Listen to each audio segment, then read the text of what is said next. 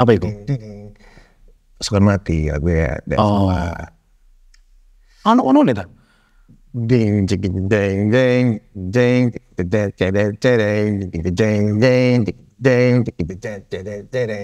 Aku kok tidak bisa mendeteksi nadanya ya enggak? Jogja. Enggak setinggi ini soalnya. Ngono kan. Iya sih. Itu. Iya. Enggak semit itu soalnya. Drop deh dulu.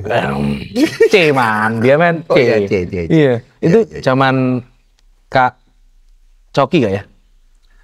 Pasukan Mati iya dong. Mungkin iya. Zaman Coki. Iya. Semangat kan ono klasik-klasiknya. Iya, tapi itu gila sih. Maksudnya aku kalau nonton Dead Squad tuh kayak ngelihat mesin gitu loh. Iya. Kayak super tight, super presisi gitu. Terus sekarang biasanya Karis kan. Yoi. Coba.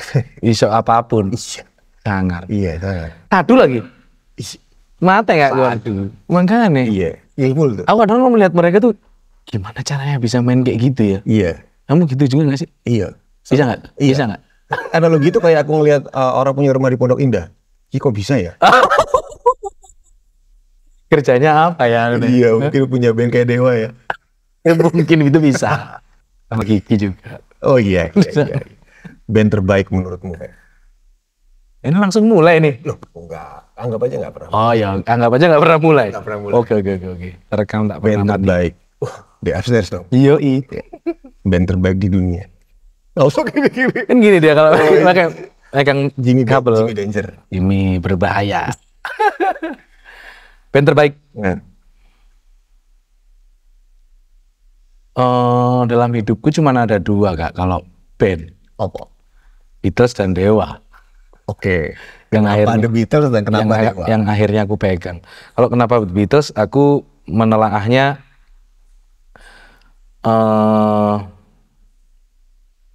keberuntungan era, pertama bertemu dengan orang yang benar.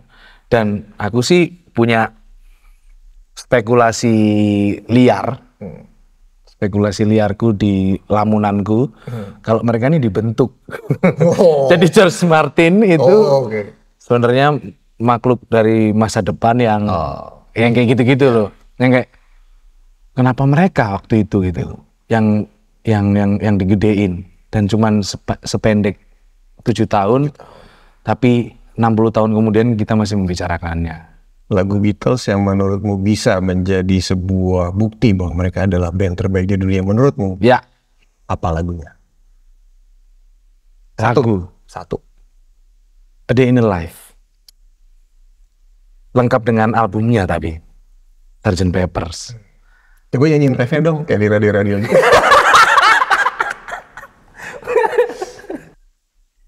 Harus? Ini beneran? Iya, coba. Refnya itu lagu itu nggak ada refnya ya.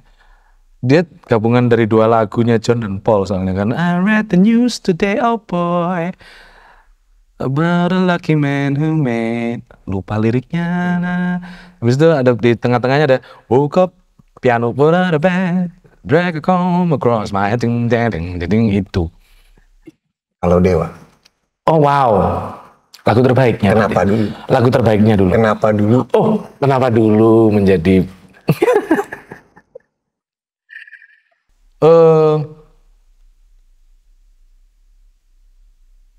lengkap sih menurutku. Ahmad Dhani pencipta lagu yang aku tangkap di eraku yang terbaik pencipta lagunya, sebagai pencipta lagu. Kemudian punya rekan-rekan yang menunjang itu menjadi sebuah band yang kemudian melahirkan album yang kebetulan aku dengerin. Aku mendengarkan Dewa itu soalnya album pertama adalah terbaik. Baru habis itu ya Satu Hati, Cukup Siti Nurbaya. Di aku SD kelas 6. Aku sama kamu kan nggak beda jauh. Iya, tapi kamu mungkin SD juga lah ya. Aku setahun di bawah kamu. Oh, setahun. Iya. Ya baik. Berarti 2002. Iya, sekitar itu. Bener, sekitar 2002 kita SMP. Enggak dong. Nah itu album itu yang aku, jadi VK Antares kecil tuh waktu itu nggak kepikiran. Mas Vicky Intiris? Mas Vicky Intiri, kecil sangat. Jadi inget WhatsApp tadi ya. Oke. Itu terkesan sama apa ya? Pertama aku nggak inget, mungkin Restu Bumi, tapi setelah sampai rumah, karena itu aku dengerinnya di mobil jemputan, ada seseorang kakak kelas, namanya Morris Balu, yang sekarang di sound engineer gitu di Jakarta. Morris Balu, dia di tempat kamu rekaman di Fatmawati, di bawahnya Rossi apa namanya? Selendra. Oh, Morris itu, kamu kenal ya kayaknya. Dengerin ini, konan gitaran kan, gitu dia bilang. Dewa iki, apa iki mas? Gitu aku dengerin. Aku bawa pulang, ternyata begini. Ngulik pun enggak hari itu, tapi terus ngejar ke album-album yang lain. Ternyata ada Kangen yang pernah disetel sama tetanggaku. Ternyata ada Aku Milikmu, lalu ngejar ke yang lain dan akhirnya ngulik. Harus ada perjalanan itu sih sebenarnya untuk memutuskan kenapa beliau ini aku anggap sebagai songwriter yang aku suka gitu. Ya. Kamu tuh seorang musisi, menurutku ya, musisi yang ear trainingnya sangat bagus. Kamu bisa membicarakan dan mengkomunikasikan chord langsung on the spot. Berkali-kali aku melihat itu dengan mata kepala aku sendiri. Iya ya. Iya. Kalau kata Feby Putri nggak perlu melihat chord apa, Cortella. Cortella, iya, kan? website ya. Iya. Nah, itu ada nggak korelasi tentang apa yang kamu dengar dari The Beatles, kemudian Dewa, itu kan dua band yang punya chord yang, ya kalau udah era Sgt. Pepper's ya, itu kan chordnya kompleks, beda waktu era Please Please Me gitu. Perumahan kan? Berarti ya? Ya.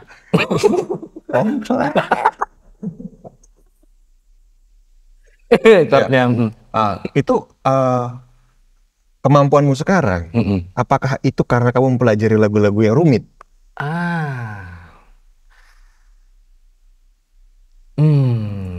Coba aku telaah lagi ya pengalaman musikalku ini sebenarnya. Mungkin, sangat mungkin, karena aku punya satu buku Primbonku Beatles nih, itu chordnya lengkap dan otentik kan. Cara bermain gitarnya itu lengkap dan otentik lah. Dari situ di masa-masa soreku yang nggak ngapa-ngapain SMP, itu aku di teras membuka itu, mau buka yang manapun aku mainin. Dari situ mungkin aku malah dapat ilmu itu, harmonisasi itu dari Beatles. Plus aku diajak oleh temanku SMA untuk bikin band cover Beatles. Maka ada pressure untuk ngulik. Jadi ngulik itu. Iya, MBS itu ya, MBS. Buku ini nanti aku copyin kapan-kapan. Bukan MBS, Kak. Music Beatles Selection. Bisa. Yang generasinya tahu MBS nih. Majalah itu ya. 8584 pasti kelahiran. Iya bener. Iya di SMA ya. Ada MBS ini. Tapi kadang-kadang, waduh, tapi redaksinya nonton ini nanti ya. Redaksi MBS kadang-kadang meleset kan. Oh iya. Iya kan. Karena aku pernah waktu itu mau belajar lagu Limp Bizkit toh. Wah, Limp Bizkit kayak, ada di MBS ada. Ada MBS, cuma top. Lagunya apa itu? Lagunya macam-macam. F, tapi kan itu riff ya. Iya bener. Tapi ya main E minor juga nggak apa. Cuma kan buat anak yang kurang referensi, jadi ini sebenarnya gimana sih, akhirnya kan ngulik akhirnya membuka internet. Betul. Waktu itu belum ada. Dan jadi emang berdasarkan salah satu buku tersebut ya, buku Primbon, apa ya, kayak menginjeksi kompleksitas chord. Karena menurutku ketika kita SMP SMA tuh kenapa gampang banget ya untuk kayak menginjeksi pengetahuan musik tuh kayak langsung gitu. Iya. Karena belum banyak distraksi, nggak ngeliat Instagram, handphone apa. Bener, fokus sama tape deck. Iya. Kaset, Pak. Betul. Boro-boro CD player ya kan, kaset, gitu kan. Betul. Lalu, tapi sebenarnya sebelum Beatles, aku tuh sebenarnya familiar sekali sama album The Best-nya Queen sebenarnya, gara-gara bapakku. Yang hitam, yang gambarnya foto di studio, ya kan, yang itu. Itu kan emang nggak nolak tuh lagunya tuh. Bohemian, Killer Queen, Another One Bites the Dust, Best Friend, You're My Best Friend, Save Me. Urutannya bahkan di situ itu tuh. Kalau kayak Seaside Rendezvous tuh enggak di situ. Enggak di situ. Enggak di album itu. Good Old Fashioned Lover Boy. Kayaknya di The Best yang satunya yang warnanya abu-abu. Kayaknya ya, atau di situ mungkin. Ya. Good Old Fashioned Lover Boy juga enggak nolak, yoi. Sesuatu yang susah ditolak gitu kan. Betul. Ya kan? Nah, tapi ketika aku tersuntik musik-musik itu cuma ngeplay terus ketika kami keluarga keluar nge-mall di mobil. Betul. Itu terus hingga saat SD kelas 6 aku pulang les, bapakku memperkenalkan Beatles.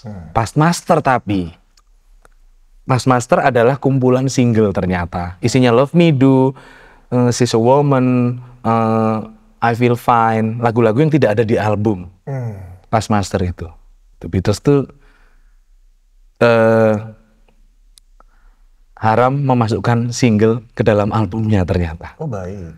Jadi Beatles tahun 60-an, tapi dia men-treat per tracknya itu seperti kita zaman sekarang jualan di DSP atau kemarin-kemarin di Apple Music iTunes 5.000-an per lagu kan. Jadi bagi mereka itu kalau single dimasukin lagi ke album itu merugikan konsumen katanya. Jadi kalau udah keluar di single, di album jangan ada. Padahal waktu itu kan menguntungkan. Durasi terisi dan fans pasti beli lagi gitu. Tapi zaman itu mereka nggak mau melakukan itu. Aku pernah baca di satu buku. Oke. Mereka menghormati daya beli konsumennya ya? Iya, iya betul. Dan sudah men-treat satu track ini bernilai sejumlah rupiah lagi, sejumlah nominal yang kalau satu album 10 berarti katakanlah $1 gitu ya ini jangan sampai bayar lagi gitu. Dan sebetulnya itu malah lebih menguntungkan buat bandnya. Karena ada dua berarti kan. Ada beli single sama beli album. Betul. Tapi itu kan pasti laku. Makanya. Ya. Tapi kalau misalnya masuk itu kan menguntungkan band juga sebenarnya gak? Secara durasi tapi. Iya. Ekonomi akhirnya kan ada entitas yang berbeda lagi untuk dijual. Iya. Itu Beatles zaman dulu. Beatles atau The Beach Boys? Kalau ditimbang-timbang Beatles. Beach Boys itu aku sebenarnya baru kenal ketika bikin Fox sama Joseph Sudiro di 2006. Lagu pagi itu ya. Iya. Modulasi berkali-kali. Iya, tapi itu bagus. Terima kasih. Bagus. Terima kasih baik Kak. Sempat dibawakan oleh featuring Bilal Indrajaya di Synchronize kemarin. Nah. Ketika kamu memproduksi Bilal Indrajaya dari album ke album, ada satu sensibilitas yang orang langsung tahu, ini pasti kamu sama Vega ya? Oh ya? Iya. Oh wow. Dan itu berkali-kali aku menemukan itu. Jadi ketika orang dengerin lagunya Bilal dan ada kamu di situ, kayak oke, ini ada Veganya. Dan sensibilitasnya Bilal juga nyambung karena dia kan retro kan. Alhamdulillah. Iya. Kami bisa disebut beragama yang sama itu tadi. Beatles ya? Iya. Itu yang membuat cepat bekerjanya dan sehingga ketika aku di depan komputer dan dia di samping situ, aku tinggal ngelirik, aku giniin ya. Gitu. Oh gitu dia kayak paham. Aku mau bawa kemana gitu. Ya. Nelangsa Pasar Turi. Album itu. Tapi yang di lagu Nelangsa Pasar Turi justru kamu yang ngisi gitarnya. Oh iya. Ya kan, sudah dong. Itu juga amazing. Ada George Harrison-nya itu di sini. Iya kan? Karena aku berusaha menjadi suka The Beatles. Menjadi suka ya? Menjadi semakin suka The Beatles. Oh. Berusaha menjadi suka ya? Semakin oke. Iya. Lalu kan kamu juga di Nelangsa Pasar Turi ya itu udah seperti Bilal lah. Maksudnya Bilal akhirnya menemukan warnanya dengan bantuan kamu dan Lava Pratomo. Iya. Nah, lalu yang terakhir yang aku surprise, seorang musisi yang aku kenal lama, cukup lama. Sebelumnya dia selalu menyanyikan lagu bahasa Inggris. Aku nggak bilang lagunya itu kurang apapun, Tapi begitu dia membuat lirik bahasa Indonesia, terutama di lagu terakhirnya, di Pandugo. Yes. Aku begitu denger jeder kayak, wah bajingan ini bagus banget. Seperti menemukan orang yang berhasil menemukan dirinya lagi. Wow. Memperbarui dirinya. Benar. Lalu di situ aku melihat Gangar. Ada namaku ya. Udah langsung kayak, oh iya, ada itunya tuh. Ada sentuhannya. Refnya gimana refnya, Mas? Tunggu. Ren lupa kalau lagi Iya. Apa sih? Kan Decis, ya kayak Decis. Satu rasa terkikis kembali. Tunggu ini songnya. Na na na na na na na na mana sinar rambutmu. Na na na na na na na na na na na na. Oh ya. Tetap dendung. Masa-masa yang deng deng. Indah dan takkan mungkin terulang. Ceng ceng. Terukis pelan, terukis dalam ya kan, terukis dalam ya.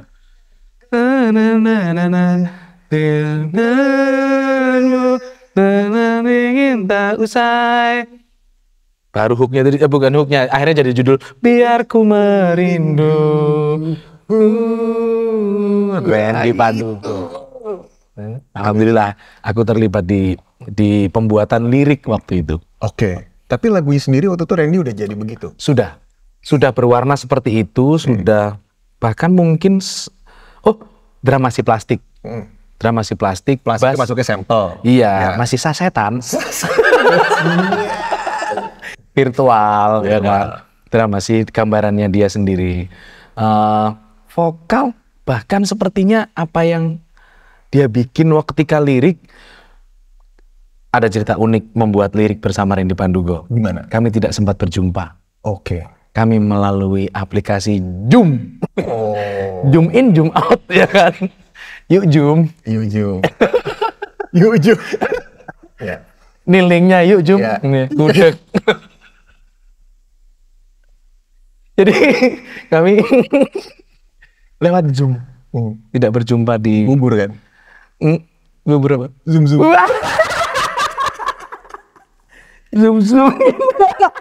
Oke. Ini padahal udah pernah lalu di WhatsApp. Ya udahlah ya. Lupa toh? Sudah nggak pandemi. Oh ya. Tapi ternyata fasilitas ini ternyata bikin nyaman ya. Iya. Nggak harus kita ketemu di mana suatu tempat untuk ini. Ternyata bisa gitu. Jadi dia Zoom-nya di depan handphone, apa laptop atau komputernya dia, plus udah ada pakai mikrofon. Iya. Tak take sekalian. Jadi dia take di menit itu. Dan sepertinya bahkan yang dipakai itu kayaknya. Mungkin aku tanyakan lagi kapan-kapan. Iya, karena vokalnya dia seperti jadi ada nuansanya Krisya di situ ya. Ya, double-nya ya. Iya, ada iya. Itu kan sesuatu yang jarang dilakukan dulu. Betul. Dulu dia jarang double take kayaknya. Iya, aku denger ya. Maksudnya mungkin di double iya, cuman efek doubling yang lebih pronounced tuh kayak di sini. Bener. Dan ini kali kedua dia bahasa Indonesia kalau nggak salah. Iya, ya kan sukses. Betul. Ya sukses sih menurutku. Bagus. Pembuatannya. Bagus. Drum Enrico. Octaviano. Yes. Memang Jaminan sudah mutu. andalan kita bersama. Betul. Antares. Anda tahu beres, ya kan? Lalu aku masuk bikin lirik tuh di situ. Lalu, situ ya? lalu. Nah, aku boleh sambil membakar sesuatu. oh boleh membakar Jakarta. Nenotet. Nah, sensibilitas retro itu kan juga bukan suatu hal yang sesuatu hal yang sering dilakukan gitu loh. Tidak, justru sering. Maksudku jarang dilakukan gitu. Oh ya? Maksudku kayak untuk membawa nafas nostalgia dalam musik untuk menjadi hal yang akhirnya relevan di era sekarang itu kan susah. Di satu sisi memang pengen terdengar ada nostalgianya secara sound, secara aransemen, secara chord segala macam. Suasininya, ya kan? Oh iya kan, kopi. Sekarang di sini. Iya. Oke. Nah, salah satu band yang sukses membawa nafas retro ke era modern, dan Naif salah satunya. Betul. Dan kemudian setelah mereka kemudian sayangnya bubar, ya, kamu bekerja bersama David. Secara beruntung berjumpa dengan dia. Lalu membuat lagu yang berjudul Oh, Deritaku. Deritaku, bener. Itu gimana ceritanya? Deritaku justru adalah lagu yang paling terakhir dia punya untuk diaransemen.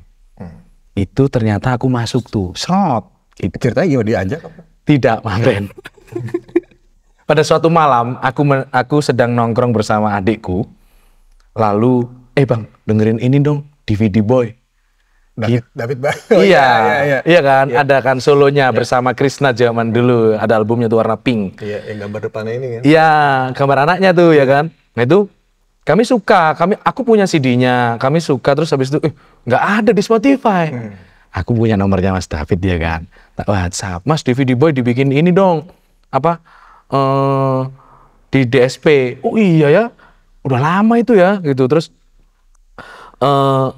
tapi aku sambil lagi mau siapin solo sih ini, dia bilang gitu. Nanti aku urus deh yang itu juga sekalian. Loh, mau bikin solo? Seorang Pegantares tuh. Monggo loh Mas, kalau misalnya mau diisi-isi backing vokal atau gitar, aku menawarkan diri. Oh beneran, siap, dia bilang gitu. Hingga akhirnya itu hari berganti hari hingga mungkin beberapa bulan ada kesempatannya aku berjumpa dengan beliau di rumah Mas Dhani. Ahmad Dhani? Iya, untuk dia itu ada salah satu kontennya YouTube untuk bernyanyi bersama Dewa. Berjumpalah di situ sehingga dia teringat ada satu lagu yang belum diaransemen, kamu mungkin bisa gitu. Kirim aja Mas, gitu. Kirimlah sebuah lagu Deritaku ini. Ternyata ada 7 lagu lain yang sudah beres aransemennya. Tapi tetap akhirnya setelah aku bikin demonya Deritaku yang seperti yang terdengar sekarang itu, diundang lagu ke rumah Pak Sony Subowo. Mungkin bisa jadi produser album ini gitu. Untuk ya udah kamu aja yang main gitar ya di album ini gitu. Kamu dibilang seperti itu? Iya. Terus? Siap, salaman, gini. Ini 7 lagu lain, banyak ternyata udah ada gitu. Siap Mas gitu. Lalu aku terima ininya guide-guide-nya. Ada Erikson di situ kan, Erikson Jayanto, pianis. Mana Son? Multitracknya, sini biar aku isi. Enggak ada Mas, drive-ku error gitu. Walah. Dropbox-ku error. Jadi ini dari nol. Kamu membuat si Deritaku itu dibuat ulang dari nol? Waktu pertama yang guide yang tadi, itu emang dari nol. Aku pecah pakai sebuah AI lah waktu itu. Masih menjadi andalan sih sampai sekarang bikin memecah musik dan vokal ya kan. Nah, ternyata 7 lagu lainnya ini hal yang sama. Dan ternyata Erikson membuat guide-nya waktu itu temponya juga masih sangat fluid, ngikutin genjrengannya Mas David. Ya udah aku bikinin projectnya 8 lagu ini. Aku jadi kayak co-producer yang bagian teknikal. Aku bikinin ini Google Sheet. Ini udah temponya udah beres. Ini udah jadi 4824. Yeah. 4824 adalah? Oh iya, sample rate. Betul. Ya. Sample rate adalah tersingkat. Dinamika ya, apa ya? Resolusi? Oh, resolusi ya. Audio. Resolusinya audio, ya benar juga. Kurang lebih seperti itu. 4824. Lalu tadinya semua guide 440, album ini semua lagu 432 A-nya. Oh, ini tuningan ya? Tuningnya. Oh, jadi album ini 432 kHz? Enggak 32 Hz. Enggak kilohertz. Oh iya, sorry. Iya. 432 Hz. A-nya. Not A-nya 432, maka semuanya ikut kan? Jadi kalau kita pakai setelan 440 seperti biasa, fales. Iya. Jadi 432 adalah lebih rendah daripada standar tuning. 8 Hz lebih rendah. Aku baru tahu ini. Kalau kamu ngejam bersama albumnya Mas David ini, Fales pasti. Harus diikutin ke 432. Manggung juga 432. Oh iya? Iya. Keren. Jadi harmonizer vokal repot. Oh iya? Harus masukin, nggak bisa sih. Mau merek apa aja, repot. Kalau gitar mah gampang kan, tuner bisa diganti. Terus. Ya itu, demo harus aku pitch korek dulu ke 432 supaya nanti masuk instrumen-instrumen lain sama. Gitu. Aku bikinin Google Sheet-nya itu supaya sebagai laporan ke yang lainnya kalau progresnya udah sampai sini gitu. Oke. Yang mencanangkan ide 432 harus Pak Sony Subowo. Pak Sony. Alasannya dia? Alasan beliau apa? Nggak secara langsung membeberkan sebuah artikel sih. Ya. Tapi aku pernah baca. Aku juga pernah baca. Iya kan, bahwa ini berharmoni dengan alam semesta. Yes. Dan secara secara empiris lagi aku mau ngomongnya, secara yang dirasakan itu memang lebih nyaman gitu ketika mendengarkan itu dan menyanyikan lagu yang biasanya di 440 ke 432 kalau vokal nih padahal nggak bahkan satu not pun nggak kan turun ya, tapi lebih nyaman gitu. Lebih nyaman. Nggak terlalu nyetek gitu ya? Iya. Dan Mas David juga kan vokalnya kan tinggi ya? Mungkin karena di 432 jadi lebih tidak terlalu ngoyo. Mungkin. Padahal di 440 pun dia sanggup sebenarnya. Iya. Cuman mungkin efek yang itu tadi ya lebih nyaman itu mungkin yang diincar sama Pak Sony. Lebih alam semesta lah. Alam semesta. Ya. Biologi kita kan juga alam semesta. Gitu. Lalu di lagu Deritaku ini, tadinya gimana jadi gimana? Ya bener. Tadinya kan aku nerimanya satu lagu ini doang. Demo by Erikson Jayanto dan David Bayu ini dikirim padaku MP3 hampir 6 menit gak? Durasinya.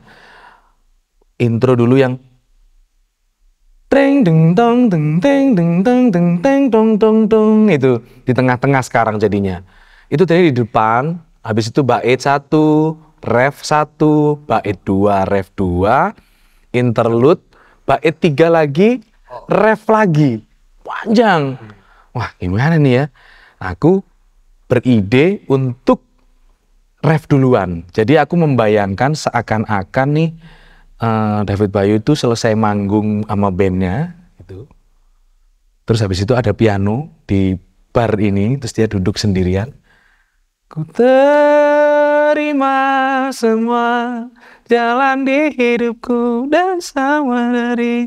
Aku terinspirasi film Begin Again. Oh, itu si Hulk yang mana? Yes, bersama siapa itu? Mbak siapa ya namanya? Aduh, ikutan nyanyi. Lagunya yang Lost Star itu loh. Keira Knightley kan itu ada satu scene yang Keira Knightley nyanyi folk tapi si Hulk ini kemendemen ya kan, mabuk. Terus ngeliatin karena dia musik produser, dia membayangkan drumnya jalan sendiri. Itu aku kebayangnya itu.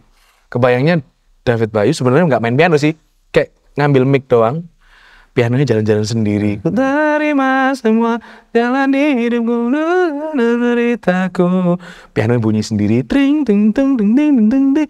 Terus bait itu kalau kamu menyadari modulasi setengah. Tuh nggak sadar.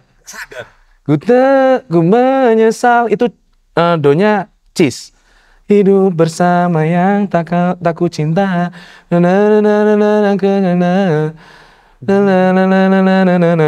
dunia ya kan. Jreng naik setengah. Mungkin itu yang membuatnya ada tension mungkin di situ ya. Itu di siapa? Saya dong. Selamat. Iya. Itu cerdik sekali. Tengah.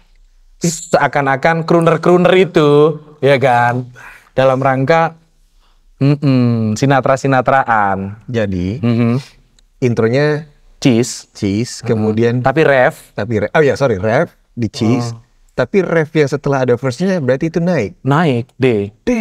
Ref yang sudah ada bait ya, udah ngelewatin bait. Pas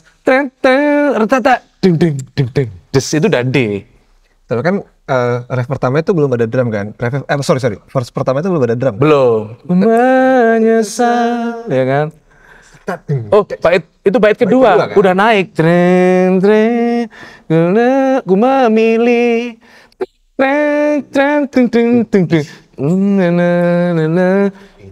Cinta. Jadi si refrain pertama yang di depan menjadi intro tidak dipakai lagi di belakang-belakang. Tidak. Itu cuma buat di depan doang, dia terus tengah. Iya. Cerdik itu namanya. Cerdik ya? Cerdik. Alhamdulillah. Jadi kalau di dangdut itu namanya ral. Ral namanya. Oh, ral. Ral itu part lain dari bait tapi di depan dan off tempo, bukan off tempo, apa namanya? Free mat. Ref ini loh. Tapi aku ambilnya ref. Jadi kayak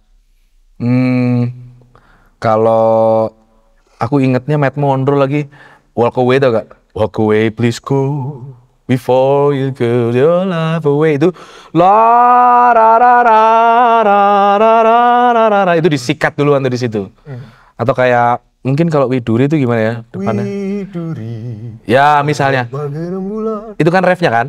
Nah itu disikat dulu, mau ngejam nih Widuri dulu, bandnya nggak tahu key-nya di mana, Widuri gitu, suara dulu, elok bagai rembulan gitu, sikat gitu, sayang Widuri, indah bagai lukisan manis, Widuri, Widuri, gua akan menyayat, masuk tuh bandnya. Itu adalah kalau di dangdut bentuk lain, kayak apa ya, itu namanya ral. Aku gara-gara nonton Indosiar dan dangdut itu loh. Gitu. Itu aku treatment di lagu Mas David ini. Openingnya, itu aku juga terinspirasi dari bapak sih. Kadang-kadang dia suka bapakku mengejutkan pemain band dengan ref dimainin duluan. Oh lagu apa nih gitu. Gitu. Na na na na na na na na na na na na na na. Tahu gak Lionel Richie judulnya Still? Dia bunyi itu dulu. But then most of all I love you. Teng teng teng teng teng. Still baru masuk intronya. Ding ding ding gitu. Itu aku lakukan di lagu Deritaku itu. Itu sebuah track yang sangat cerdik sih untuk mengubah nada dasar, karena itu secara subconscious sebenarnya membuat dinamika orang tidak terdengar itu tidak terdengar repetitif. Betul. Naik setengah. Ya. Aku sebenarnya juga ada inspirasi dari sebuah, bukan duo tapi featuringan Korea, aku lupa namanya. Ada dia lakukan itu karena ini sebuah sebuah duet. Bait pertama sampai ref di key ini naik setengah, asik juga ya. Iya. Musik Korea. Dan itu sebenarnya udah dilakukan juga sama Anang dan Krisdayanti kan. Tapi kan 1,5 jaraknya, my friend, supaya laki-laki dan perempuan. Sherina dan si Jago juga. Si Jago. Jagoan dan si Yayang juga begitu. Iya. 1,5. Aku barusan, kamu juga pasti ya nonton ya. Apa itu? Sherina 2. Belum. Waduh. Karena itu masa kecil kita juga kan. Kamu. Wah enak aja. Oh kamu enggak? Sherina 1? Iya kan? Iya. Ternyata kamu Kertarajasa tuh. Aku yang main kan. Namaku Kertarajasa itu. Jaduk Ferianto ya. Om Jaduk Ferianto almarhum. Ternyata album Sherina ini juga menginspirasi Mega Antares loh Pak. Ternyata aku. Bagaimana? Musiknya. Oh, tak kira tari-tariannya enggak. Oh tidak. Musiknya ternyata kordalnya almarhum Om siapa jenenge? Elva. Itu kalau tak pikir-pikir lagi setelah ngulik loh. Ini selera aku nih chord begini nih. Yang begitu kesana on begitu. Itu album Sherina, petualangan Sherina pertama sama albumnya Sherina Lihat Lebih Dekat atau ya. Itu aku dengerin juga soalnya. Itu kan ada yang mengapa yang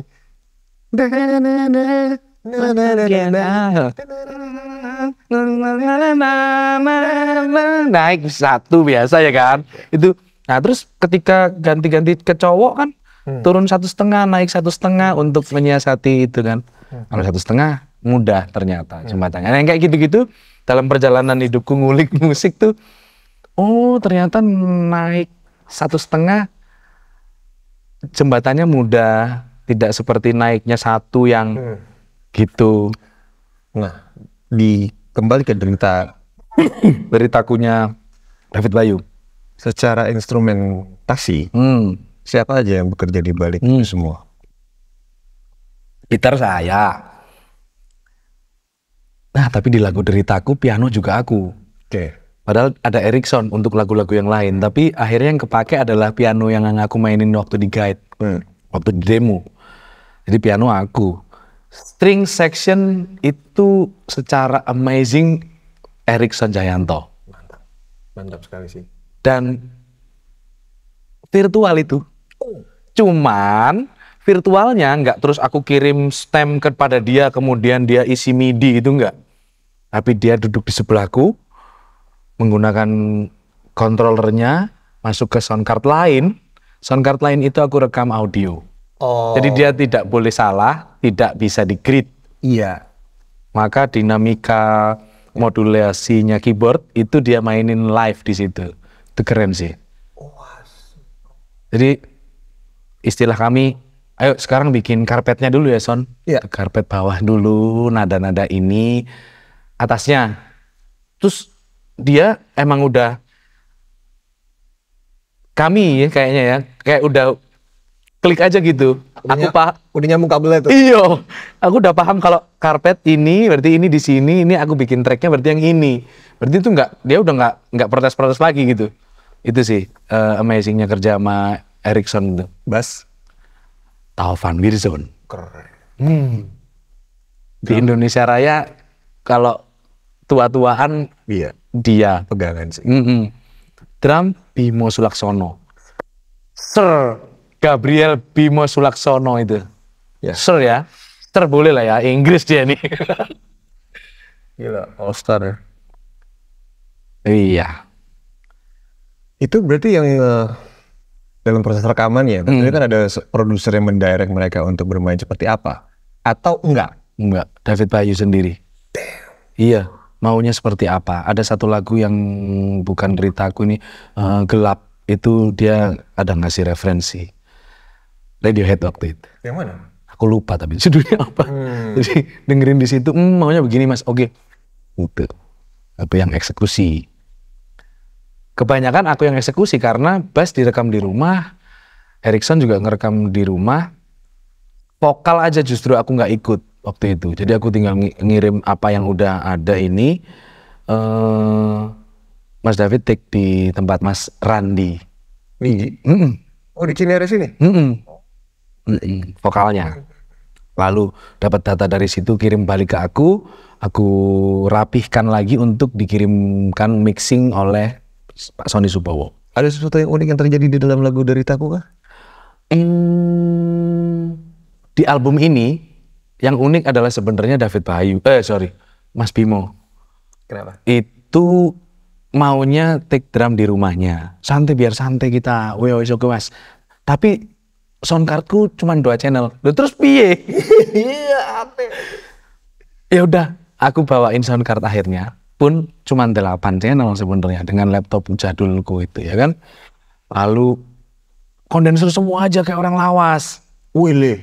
Jadi kick, tom, floor itu kondenser, snare dynamic tapi di atas, hi-hat, jadi kick, tom, floor, kondenser ya 3, snare dynamic tapi di atas jauh. Sehingga dia ngerekam apapun juga. Lalu hi-hat, kondenser yang pensil. Ya kan? Widih. Ya itu biasa lah. Iya biasa itu ya kan. Cuman kondenser yang lain 3 ini nyedot semua. Iya. Jadi nggak bisa di solo satu-satu itu. Lalu overhead bagaimana? Kamu tidak bertanya overhead. Itu kemudiannya. Iya, 5 channel ini itu terjadi di lagu Berserah doang. Lalu, wah yakin nih mau begini. Soundcardku 8, masih ada 3 kan. Lalu aku lihat-lihat di studio dia ada mic dynamic, mic drum. Aku pasang aja. Sehingga ada 3 lagi kick, floor, tom, tapi yang dynamic closed mic-nya. Ya itu kan. Overhead tetap nggak dapet. Overheadnya overdub, my friend. Bajingan gimana tuh? Jadi misalnya lagu tadi deritaku, na na na na tra na na da da dung dung tes. Terus habis itu kalau hi-hat ya udah take. Nah, terus ref kan kun apa da da dung dung ding ding ding ding ding ding tang itu nggak dipukul. Ding ke kaki. Ding dang. Lalu udah selesai sesinya. Sampai habis dulu. Ya wis Mas, sekarang ride-nya yang tadi di overhead pindah ke situ. Oh. Ting ting ting ting ting ting ting ting ting ting. Overdub.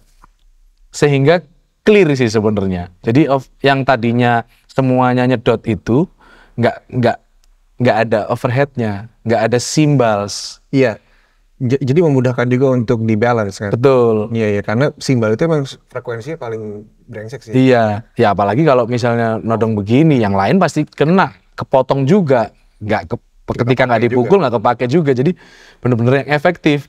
Jadi ada satu track right only, ada satu track yang simbal A, satu track lagi ganti simbal des untuk misalnya des gini. Oke. Gitu. Jadi total kayak sampling sebenarnya. Satu lagu tuh bisa 3 kali take ya? 3 kali proses. Yang pertama itu tanpa simbal sama sekali, tak only. No hi-hat ada. Ya. Lalu overhead. Overheadnya itu 2 kali, yang satu R, satu L. Jadi dan satu ride, satu crash. Oke. Kalau misalnya ingin ada des-des, ya simbol yang berbeda, ya ganti simbal gitu. Waktu itu tuh begitu. Oke. Karena untuk mengakalin supaya bisa tetap diedit dengan baik ya. Keterbatasan channel sebenarnya. Tapi menjadi kreatif sekali itu. Dan aku berpegangan pada album-album yang lalu yang kami dengarkan. Itu aku waktu itu dan akhirnya aku mencoba mencari penguatnya gitu ya. Woman itu kayaknya itu kick snare-nya kan kenceng banget. Overhead-nya jauh banget. Oh.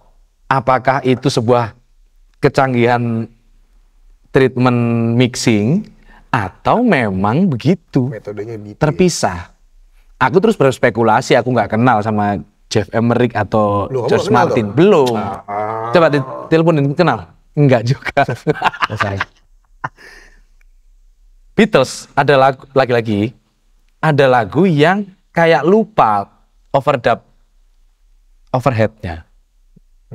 Tapi kita merasa itu nggak apa-apa. Kita kalau di acara klinik-klinik kan mainin Come Together. Oh iya. Iya gak? Nah itu kan di depan ada apa? Prek. Ya. Overhead doang tuh hi-hat doang di situ. Begitu ref, nanti kamu boleh cek habis ini. Come together. Itu harusnya kan kalau kita ngejam pasti come to nggak ada Pak. Malah come to nggak ada overheadnya. Crash nggak ada. Itu lupa atau sengaja? Sengaja mungkin ya. Nggak tahu. Tapi dinamikanya naik karena ada overdrive. Iya. Overdrive gitar dan waktu itu aku sempat ngobrol sama Mas Butch bahwa karena ketika ref kan B minor, sementara song D minor. Ketika ref itu si D jadi mayor. Oh. Gini, jadi mayor. Bukan. Major gitu. Iya. Jadi dinamikanya naik secara chord Iya. dan secara sound oleh overdrive. Maka di situ kita belajar asik. Di situ kita belajar bahwa dinamika itu belum tentu berisik oleh simbal crash. Itu. Tapi dalam perputaran chord. Perputaran chord dan sound yang lain bisa jadi. Berarti itu istilah substitusi intensitas. Substitusi intensitas boleh. Alih-alih memberisikkan Dengan mereka melakukan sebuah penggantian itu ya di alter ke gitarnya ke gitar. ke gitar. Mungkin juga karena eranya ya. Overdrive waktu itu mungkin juga belum banyak ya. Populer ya. Belum populer ya. Tapi ngomong-ngomong Overdrive itu sejak kapan enggak? Itu pernah dibahas di dokumenternya yang ada di Apple, di Mark Ronson. Aku lupa ada istilah sound apa sound gitu, apa ya, Tapi ampli ya yang membuat. Jadi ada satu ampli yang mainin Dave Grohl gitu. Oke. Amplinya clean, terus habis itu disobek sedikit, crack, disobek speakernya pakai cutter gitu, set. Ini gini, sobek lagi, makin parah, sobek, sampai udah nggak jelas bentuknya, udah makin hancur. Itu kalau nggak salah ya, kalau aku tolong dikoreksi, itu kalau nggak salah si yang di cover Van Halen lagunya, aku lupa lagi. Ceng apa gimana? Ceng jet. You really got me. Oh, you really got me. Oh yeah. Apple itu ya labelnya ya.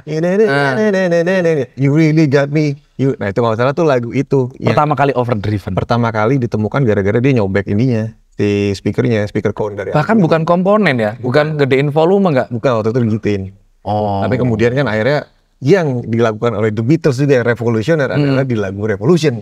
Ya itu fast bukan? Bukan, jadi itu ini Neve console. Oke. Jadi kan mereka biasanya kan kalau gitaris itu kan rekamnya pakai ampli kan. Yes. Kalau untuk si Revolution ini dia gitarnya dicolok ke si Neve, langsung dicolok ke mixer. Oke. Mixer digedein, grek. Jadi pecah kan. Oke. Overload lah segala macam itu jadi. Directly berarti. Directly. Wow. Iya. Fast kan itu kan memang bunyinya jadinya. Akhirnya jadi fast. Jadi emang itu makanya salah satu. Fast belum ada. Aku mungkin. Jimi Hendra mungkin belum tahu, aku mesti ngecek lagi eranya secara time, secara waktu ya. Cuman yang jelas di lagu Revolution itu adalah yang terjadi entah John atau George memasukkan gitarnya langsung ke mixernya digedein sampai pecah. Itu makanya terjadi si sound revolution itu. Iya. Akhirnya kemudian kita replikasi menjadi pedal-pedal dan lain-lain. Gitu. Luar biasa memang The Beatles. Iya. Band terbaik menurut Gagaris. Lalu biasa di penghujung episode mendapatkan surat cinta dari tamuku sebelumnya. Saweran ini bukan? Bukan. Oh bukan. Ini adalah surat berisi pertanyaan dari tamuku sebelumnya. Sebelumnya ya. Baik. Nanti silakan kamu bacakan lalu kamu jawab. Dari siapa ini kira-kira? Wah, silakan dilihat. Tapi tidak diketahui ini siapanya ya. Silakan dibaca. Oh nice. Nggak ada namanya lagi. Dari karya-karya yang sudah Anda buat, jawab dengan jujur, mana yang paling Anda benci? Ini dari Firsa Besari. Oh, kenapa sih nanya itu?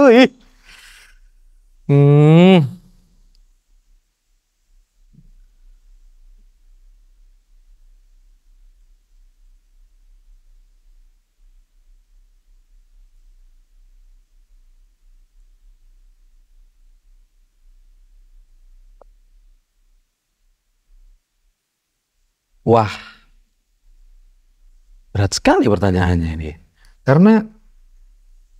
Karena ketika menorehkan apapun yang aku kerjakan itu nggak mungkin aku benci sih. Walaupun ada banyak sekali yang sebenarnya aku justru membenci diriku sendiri yang tidak segera mengeluarkannya Kak sebenarnya. Karena jadi aku nggak ada sih sebenarnya yang akhirnya yang sudah aku buat yang kemudian yang jadi mendapatkan predikat yang aku benci gitu nggak ada sebenarnya. Karena aku sangat mencintai semua apa yang aku keluarin gitu. Begitu. Gitu Pak Firza. Mungkin dalam pembuatan tempe mungkin kita benci karena dia lama ya. Delay.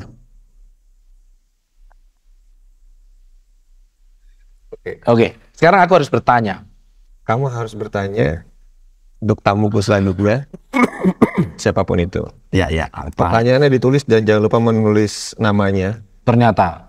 Seperti yang dilakukan oleh Firza Besari. Enggak. Oh, tidak. Kan dia kan nggak nulis namanya. Harusnya ditulis. Oh, gitu. Dia sedang memikirkan naik gunung mau kemana lagi kan? Iya kayaknya. Akan ditulis. Aku harus pertanyaannya. Ya. Jangan lupa ditandakan Vega. Wih, sedap. Aku akan bertanya. Aku tidak akan melihat. Aku juga nggak tahu tuh Firza nanya apa. Ya. Unik ini ya. Gak ada yang kayak gini nih. Hanya di sini. Semuanya hanya di sini. Rumah Firza. Di gunung kayaknya rumah Firza.